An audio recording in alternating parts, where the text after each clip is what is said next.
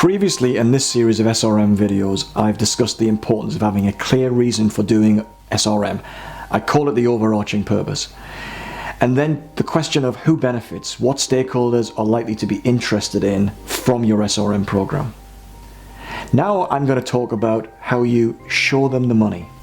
Let's be clear from the start. This is not just about savings targets. Although challenging it may be, the focus must shift to a more mature discussion about value for money. You're going to have to work hard, and most definitely with the Chief Financial Officer, to define meaningful value for money measures. Now, of course, cost reduction is a given. But what else are you going to measure and manage as part of your SRM effort? Risk is a major factor for most CPOs these days, covering everything from regulation, supply continuity, and reputation management. So what measures are in place or should be developed for those and other risk factors? And what about suppliers' contributions to the top line? How will you measure innovation provision, supplier brand value to the business, and marketing contributions from suppliers? These are just some of the many value levers that can be improved through systematic deployment of SRM.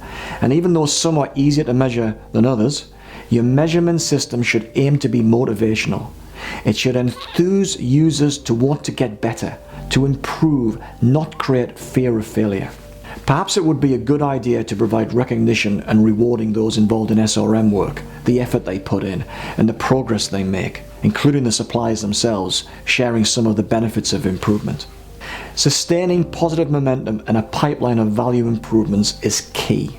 Whichever way your measures are developed, ultimately the arbiters of value delivered are those stakeholders you will have hopefully already consulted.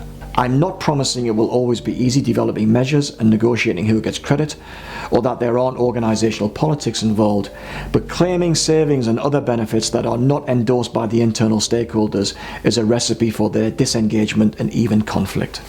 Once definitions of value have been agreed, then a mechanism for monitoring value for money improvements coming down the pipeline will need to be created.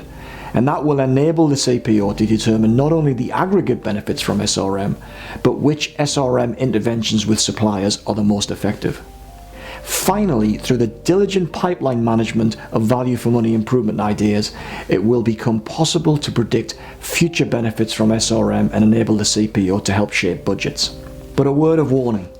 Because knowing what can be achieved from deploying SRM with each selected supplier cannot be precisely estimated up front, then setting top-down targets for SRM is a risky business. Arbitrarily imposing targets on SRM, potentially disconnected from what stakeholders need, will deflate morale and undermine the chances of success. My experience tells me that value for money improvements are emergent. They are the result of a range of SRM interventions with the supplier and the internal organisation. Predicting which of these activities are going to yield the most benefit is an inexact science. But that's not to say, however, that we shouldn't keep count. In the next video in this short series, I'll be discussing what the CPO and the team need to be good at. What are the critical processes that deliver tangible benefits to the business and its stakeholders? In other words, what is the SRM day job? I hope you found this video useful. If you'd like to discuss any of the items in more detail, my name is David Atkinson. Get in touch and we can talk about it further.